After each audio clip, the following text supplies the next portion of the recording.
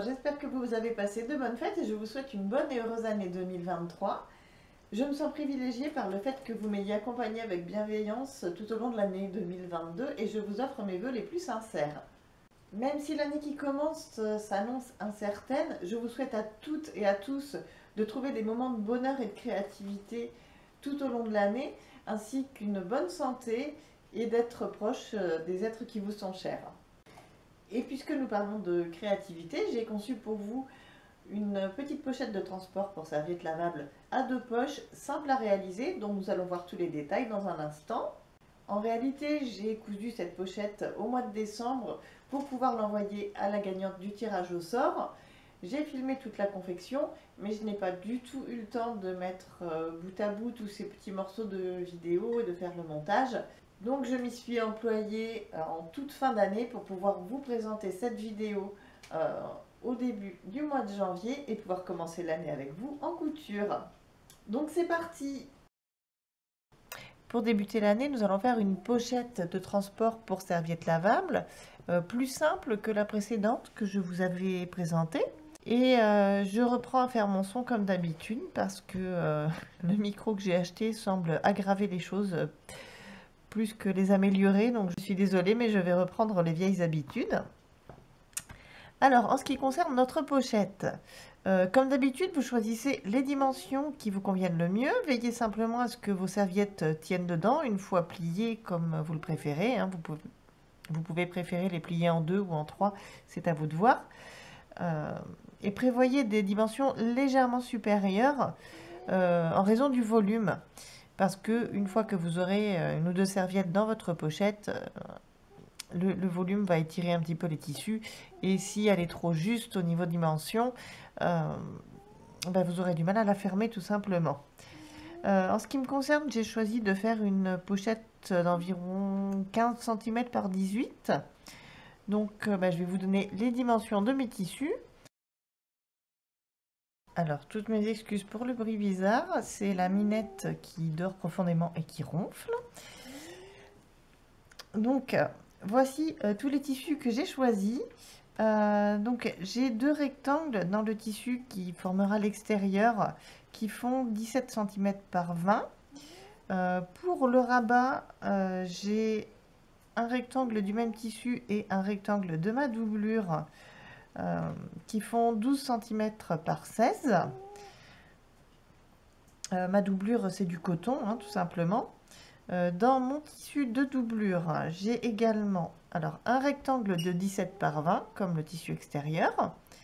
Un autre de 15 par 20 et un de 12 par 16, donc comme pour le rabat.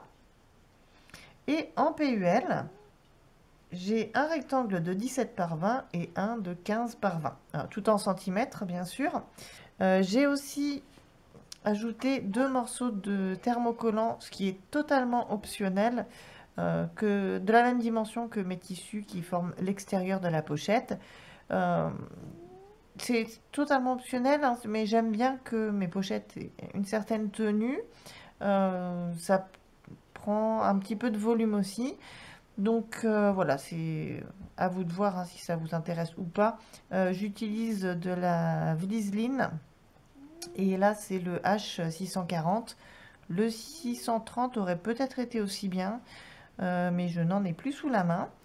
Bon, il n'y a pas une différence énorme, hein. Le H630 est simplement légèrement plus fin. Alors, je récapitule hein, les tissus en vous mettant les mesures par écrit, hein, photo par photo, au cas où vous voudriez faire les mêmes dimensions, si jamais vos serviettes lavables ont plus ou moins les mêmes dimensions que les miennes. Hein. Sinon, voilà, à vous d'adapter, c'est très simple, hein, vous adaptez votre pochette, vous prévoyez la dimension qu'il vous faut et vous ajoutez les marges hein, pour chaque morceau de tissu, ce n'est pas plus compliqué que ça.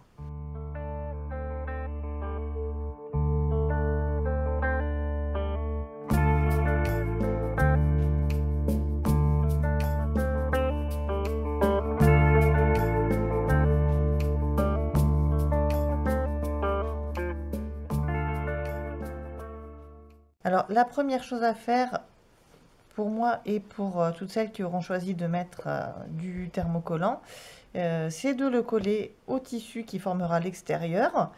Je le fais dès le début parce que comme ça, les tissus ont le temps de refroidir et la colle de bien adhérer.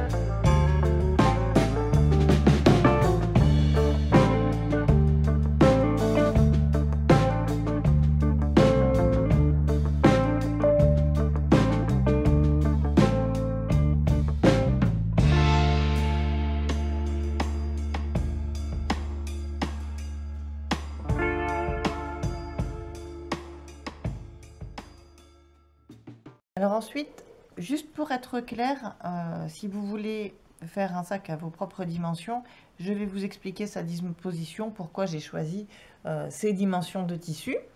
Donc là, ce sont les tissus de l'extérieur.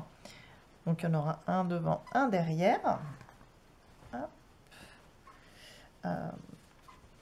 Ensuite, à l'intérieur, contre cette face, j'aurai un morceau de PUL. Et contre l'autre face, j'aurai un morceau de doublure, puisqu'il y aura une poche seulement en PUL. Je la place à l'arrière, parce que sur celle-ci, il y aura le pression qui va faire un trou dans le tissu, et je préfère que ce ne soit pas sur du PUL. Ensuite, à l'intérieur, donc j'ai l'autre face de cette poche qui est aussi en PUL, mais qui est un peu plus courte, pour faire simplement une séparation. Ce ne sera pas une poche fermée hermétiquement, ce sera comme une poche divisée en deux.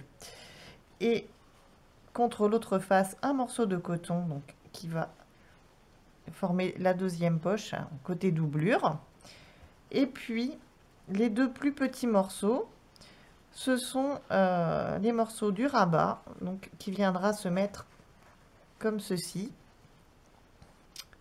Sauf que je vais lui donner une forme légèrement différente. Et je fermerai donc la pochette par un bouton pression. Donc bien évidemment, si vous voulez faire vos propres dimensions, bien, tenez compte de la disposition pour pouvoir tout assembler assez facilement. Mais ensuite, voilà, vous pouvez les modifier autant que vous voulez, changer la forme, à vous de voir. La première chose que je vais faire va être d'assembler la séparation entre les poches. Alors, cette séparation, je vais prendre donc mes deux morceaux de tissu de taille moyenne. Donc, c'est un morceau de coton et un morceau de PUL. Je vais mettre l'endroit du coton contre la face brillante du PUL. Je vais bien aligner les bords. Et avec des petites pinces, je vais tout maintenir ensemble. Et je vais faire une couture avec ma marge de couture habituelle le long du haut, le long d'un seul grand côté.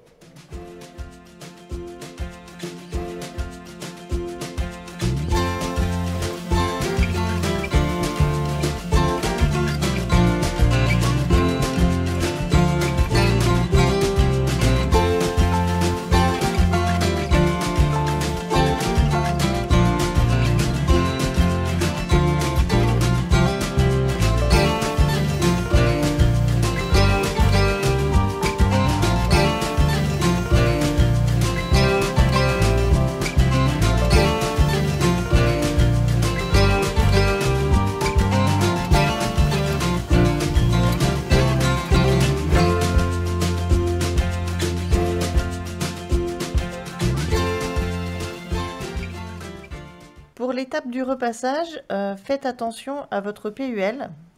Si vous avez un PUL qui supporte les hautes températures, vous pouvez le repasser sans inquiétude. Si en revanche vous avez un PUL sans trop d'indications, baissez sérieusement la température de votre fer parce que vous risqueriez de faire fondre la partie laminée hein, qui est dessus. Moi, c'est un PEL qui supporte les hautes températures, donc je vais pouvoir repasser. Donc je commence par un simple petit coup sur la couture. Je retourne. Je vais bien aplatir ma couture ici. Et je replie le coton.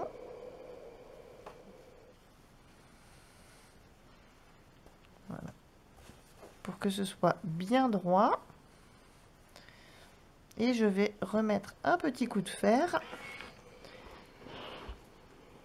pour que tout reste parfaitement à plat.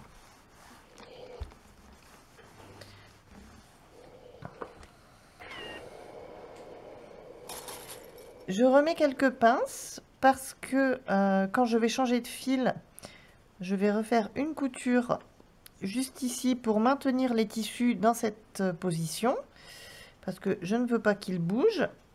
Donc, mais comme je ne veux pas changer de couleur de fil tout de suite pour en rechanger aussitôt après, je vais le laisser avec des pinces pour l'instant.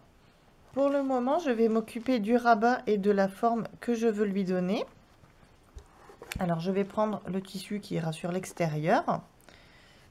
Et en fait, je voudrais qu'il parte d'abord tout droit et qu'ensuite il vienne en pointe. Donc, je vais tracer ça. Donc, à peu près à l'endroit de ma marge de couture, je vais tracer un petit trait. Et je vais faire la même chose de l'autre côté. Ce sera les points de départ de mes lignes droites. Donc, je vais tracer la première sur 3 cm, ce sera très bien. Hop. Et mes 3 cm s'arrêtent ici. Je le note. Et je fais pareil de l'autre côté.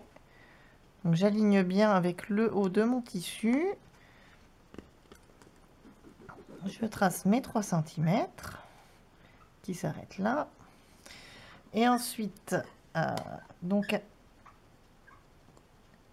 à 1 cm du bord, là à peu près, j'ai ma marge de couture que je veux respecter. Je vais chercher le milieu en pliant en deux.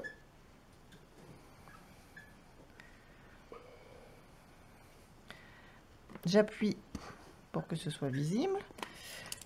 Et donc, à l'endroit de mon petit pli, c'est le centre. Et je vais juste relier les points.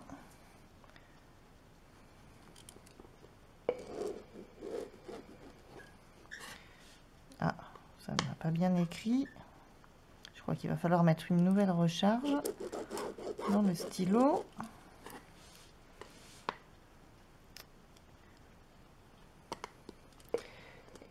Et je fais la même chose de l'autre côté.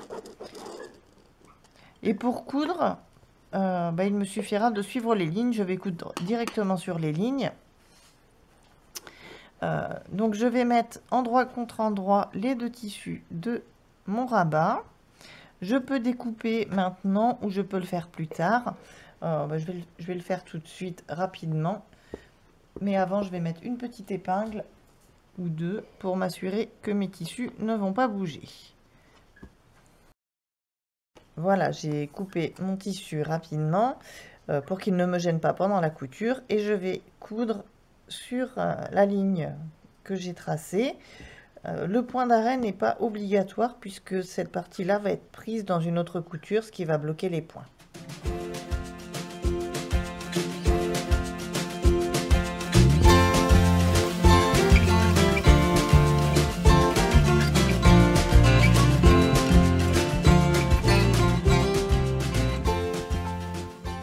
Alors ici, je fais un point en travers, juste un. Ça peut sembler ne pas avoir de sens, mais ça permet d'avoir une pointe plus pointue.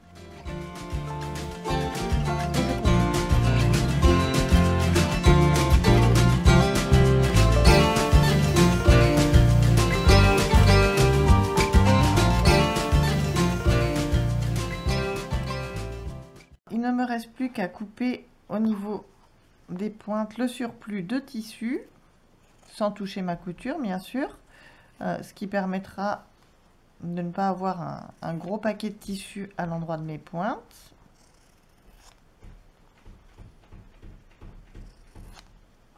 Et je vais retourner mon petit rabat. Alors, ça, vous avez l'habitude de ce genre de choses, hein, si vous faites des serviettes lavables, ou des sacs d'ailleurs, beaucoup de choses en fait. Hop, on retourne, on pousse les coutures, les petits coins.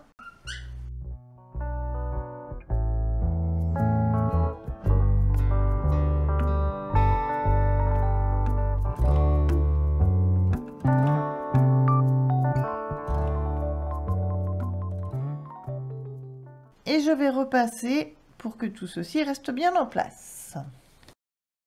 Avant de changer de couleur de fil, je veux refaire encore une couture. Et oui, j'économise mon énergie. Je vais coudre les tissus qui formeront l'extérieur de la pochette. Alors si vous avez un tissu avec des motifs directionnels, pensez à bien les mettre dans le bon sens. Ici, cette partie-là sera le haut et celle-ci le bas. Donc, je les mets endroit contre endroit. Je les aligne bien. Je mets des épingles et je vais coudre avec ma marge de couture habituelle.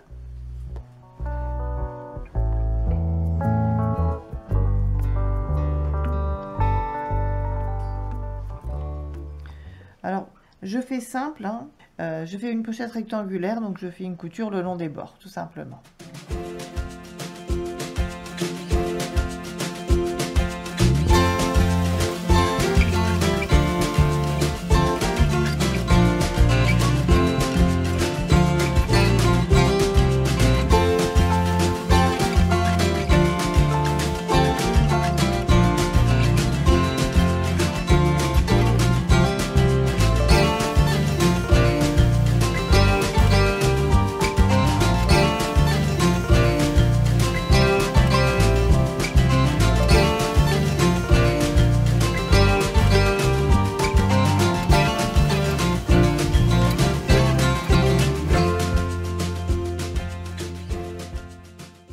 Je coupe les petits coins du fond de ma pochette pour qu'au moment de retourner, je n'ai pas des gros paquets là aussi. Mais c'est tout ce que je vais faire pour le moment sur la partie extérieure. Je vais les garder de côté pour plus tard. Alors, j'ai changé la couleur de mon fil et la première chose que je fais, c'est de coudre ma séparation. Donc, moitié PUL, moitié coton. Donc, je vais prendre une marge de couture assez petite et je vais faire une couture tout en haut, juste pour maintenir les deux morceaux de tissu bien ensemble.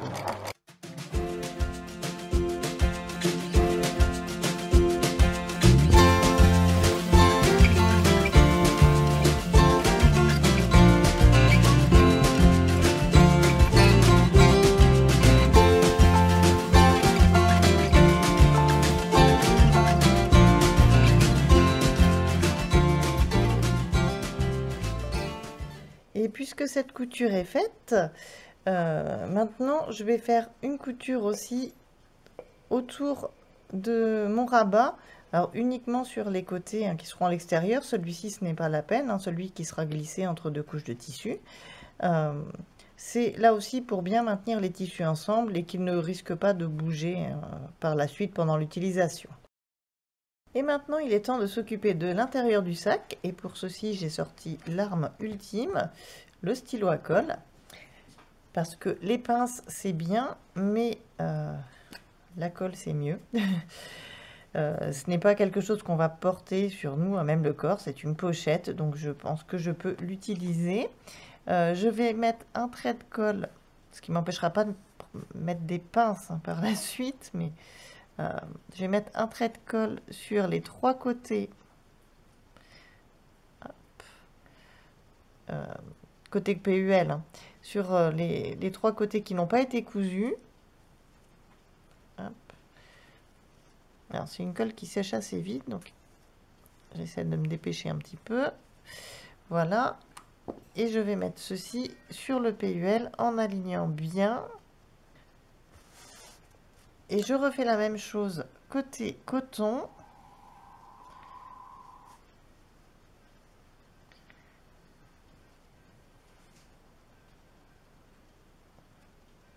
Alors, c'est une colle temporaire. Au bout de quelques jours, elle disparaît complètement. Le bleu, de toute façon, en séchant, devient transparent. Disparaît tout simplement. Hop, je mets endroit contre endroit. Je vous ai peut-être pas dit, le PUL, c'est face brillante contre face brillante. Et le coton, c'est pareil, endroit contre endroit. Donc ça formera ma pochette, mais je vais rajouter quand même des petites pinces, juste par sécurité, en particulier à l'endroit où l'épaisseur change, ici. Hop.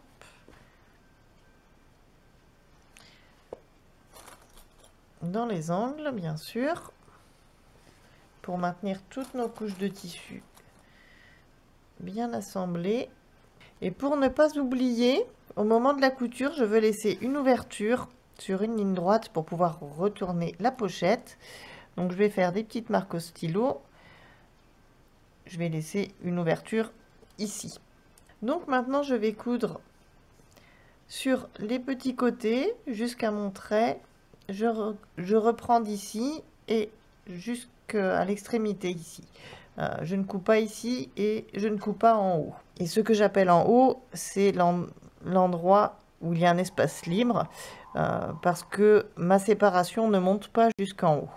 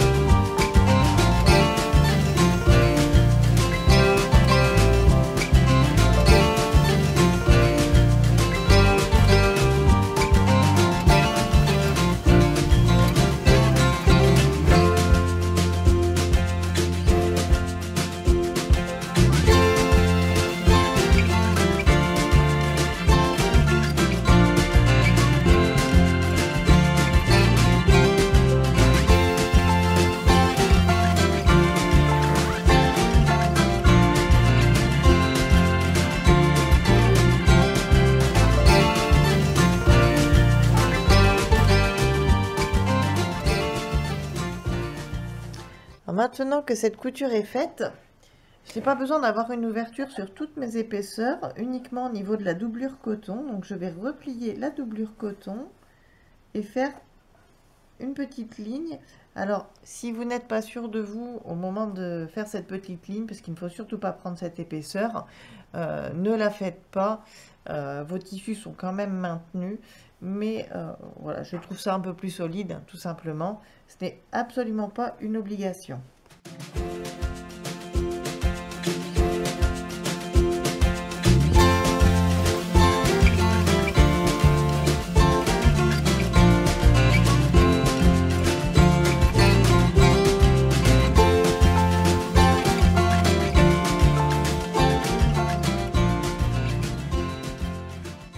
Donc voilà l'intérieur de ma pochette. Côté PUL, j'ai donc une poche en PUL et côté coton avec une ouverture au fond, j'ai une poche coton.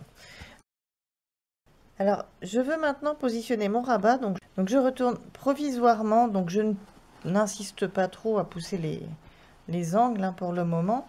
Ce qui est important, c'est de bien prendre les coutures de chaque côté et de pouvoir les joindre afin de trouver le milieu. Alors je vais le marquer avec une petite épingle et je vais faire la même chose avec mon rabat.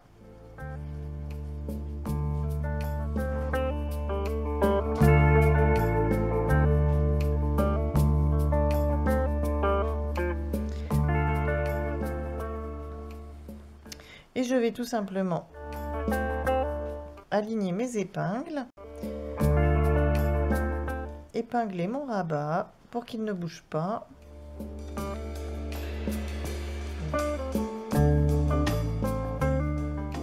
Et je vais faire une petite couture pour maintenir, mais je vais la faire nettement plus petite que ma marge de couture habituelle parce que je ne veux pas la voir par la suite. Il y aura une autre couture plus solide. Celle-ci, c'est juste pour que le rabat reste en place. Alors, je vais mettre le bras libre de la machine à coudre, ce sera plus pratique.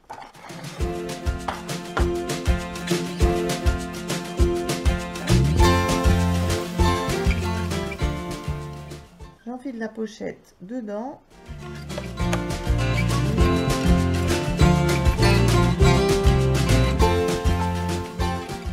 Je viens faire une couture tout près du bord des tissus.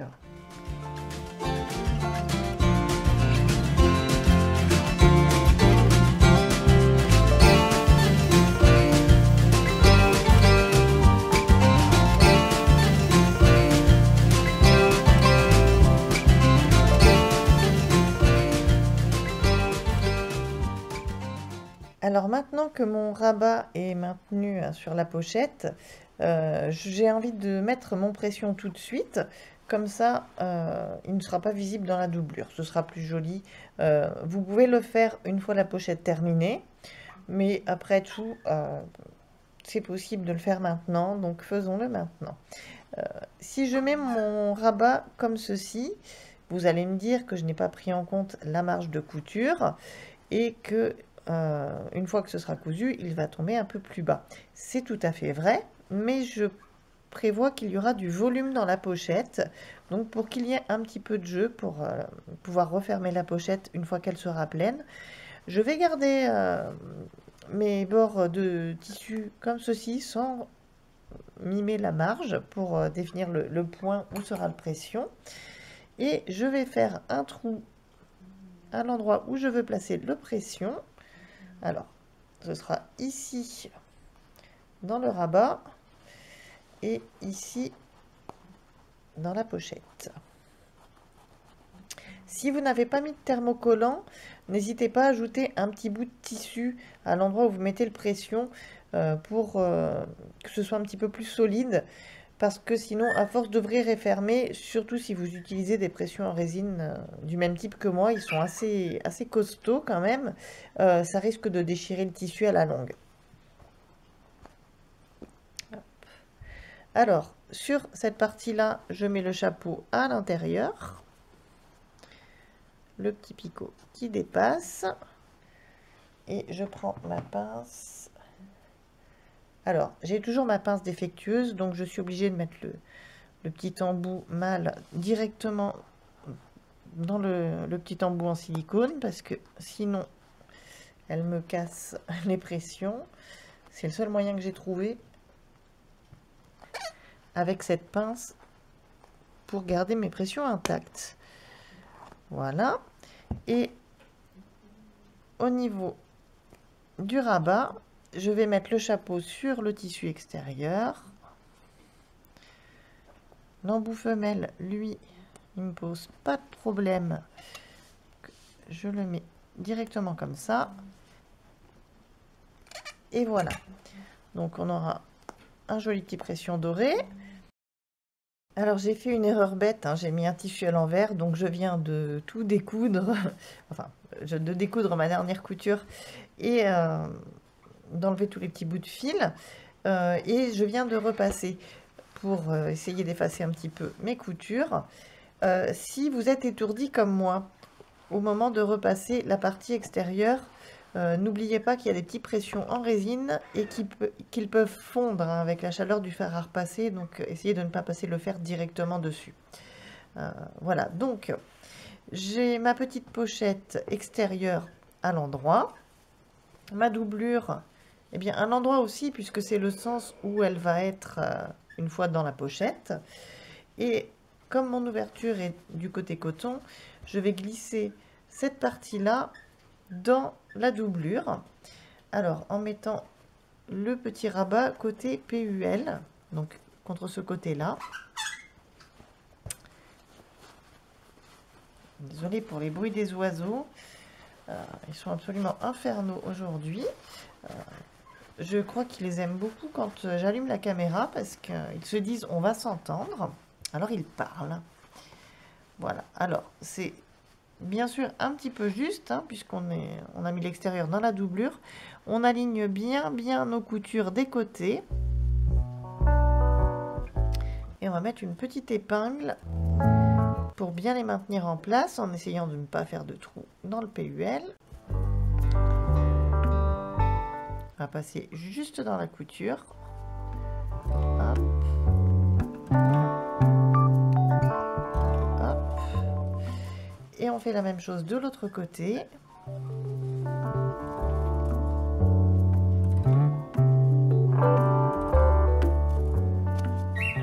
Alors, il faut bien aligner le haut en même temps. C'est pas forcément évident parce que les tissus résistent. On va les encourager un petit peu. Alors, dans la couture.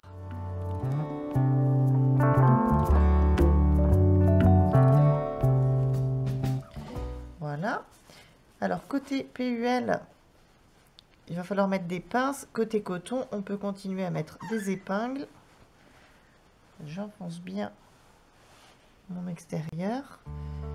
Voilà.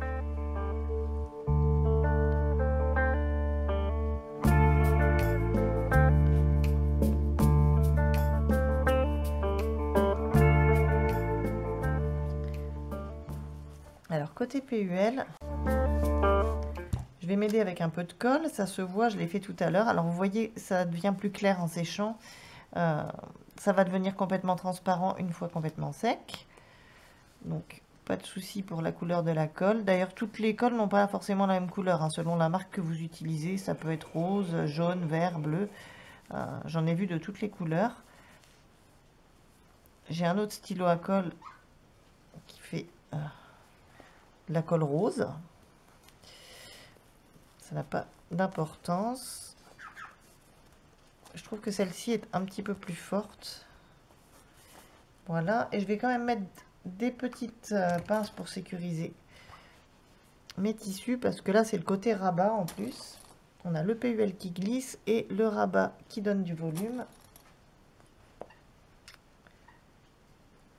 Et je fais faire une couture tout autour parce que mon ouverture est en bas hein, donc je ne laisse pas d'espace. Alors je laisse le bras libre hein, de la machine à coudre parce que le plus simple ça va être de passer les tissus directement à l'intérieur.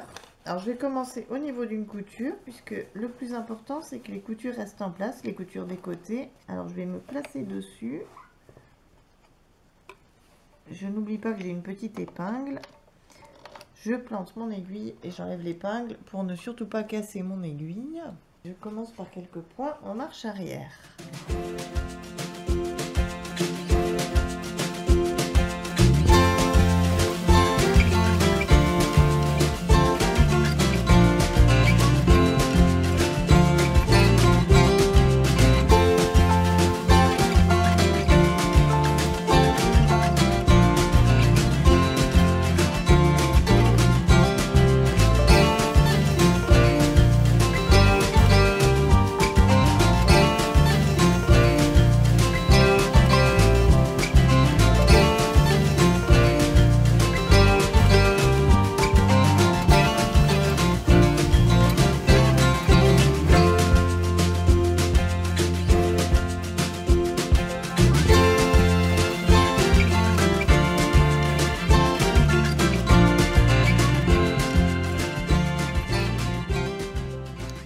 Alors j'arrête ma couture là où je l'ai commencé exactement. Hein. Et nous arrivons au moment qui est toujours le plus intéressant. Donc je vais attraper mon tissu de l'extérieur par l'ouverture que j'ai laissée. Je le fais sortir.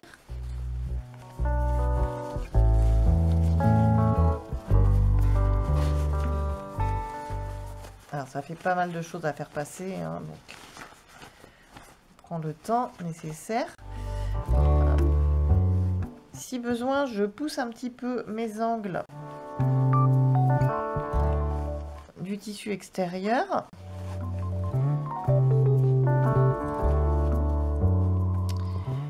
Ma doublure est ici. Alors, j'ai une ouverture à refermer.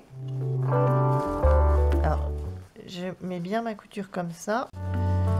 Je tire un petit peu. Normalement, ça s'aligne. Je vais venir mettre une pince parce que je n'oublie pas qu'il y a du PUL aussi à l'intérieur. Donc, je ne veux pas faire de trou dans le fond de la pochette. Et je peux coudre ça à la machine ou à la main.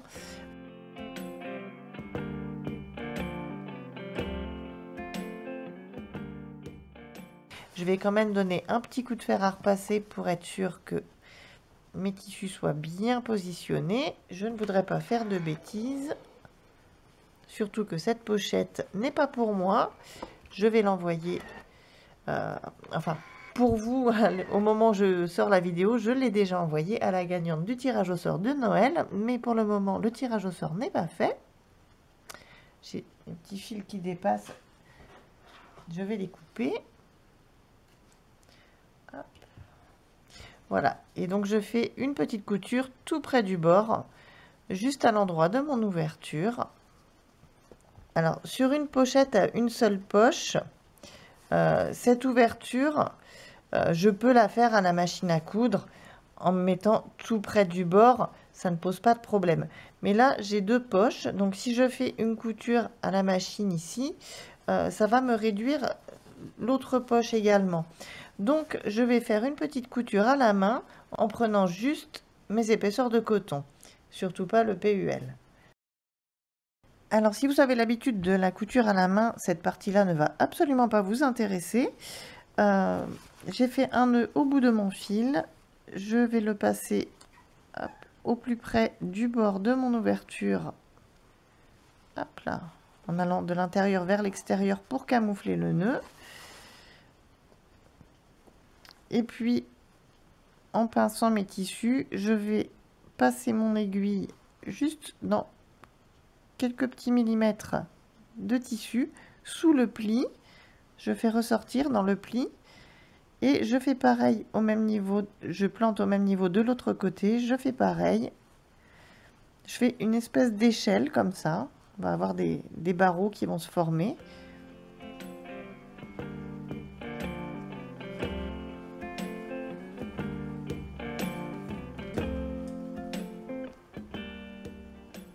Ça permet à la couture de ne pas être visible, ou le moins possible. Après, comme je manque sérieusement d'habileté au niveau de mes doigts encore, les coutures à la main sont rarement très régulières, j'ai remarqué depuis quelque temps. C'est pas ma spécialité non plus, hein. J'utilise beaucoup plus la machine à coudre que les petites aiguilles à la main, mais bon, ça m'arrive quand même de temps en temps, je trouve ça très relaxant. Hop.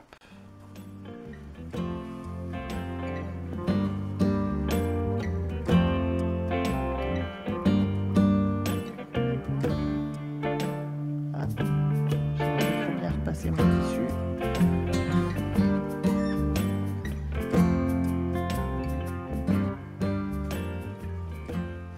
Alors, plus les points seront petits, moins la couture sera visible. Voilà. Quand je tire un petit peu, alors si j'ouvre, je vais vous montrer ce que ça donne. Vous voyez, ça forme des barreaux, hein, en quelque sorte. Et quand je tire sur le fil, je referme. Les barreaux de mon échelle ne sont plus visibles. Et je vais continuer comme ça jusqu'au bout. Alors, j'ai dû m'interrompre parce que la batterie m'a lâché. Donc voilà, ma couture à la main est terminée. Elle est ici. Je vais donc remettre du fil, ma doublure à l'intérieur de ma pochette et il ne nous restera plus qu'une seule couture à faire. Je pousse les petits coins bien dans le fond. Alors voilà l'extérieur, voilà l'intérieur. Donc une pochette coton, une pochette PUL. Pour que ces tissus restent bien en place et ne reviennent pas ou ne remontent pas comme ils ont tendance à le faire ici, on va bien les repasser. Et on va faire une couture tout autour, toujours avec le bras libre de la machine à coudre. Un fil d'une couleur assortie est plus sympa. Je ne crois pas avoir de bordeaux, donc je vais rester à mon fil doré. Mais d'abord, un petit peu de repassage. Alors, pensez bien au bouton pression. Ne mettez pas le fer directement dessus.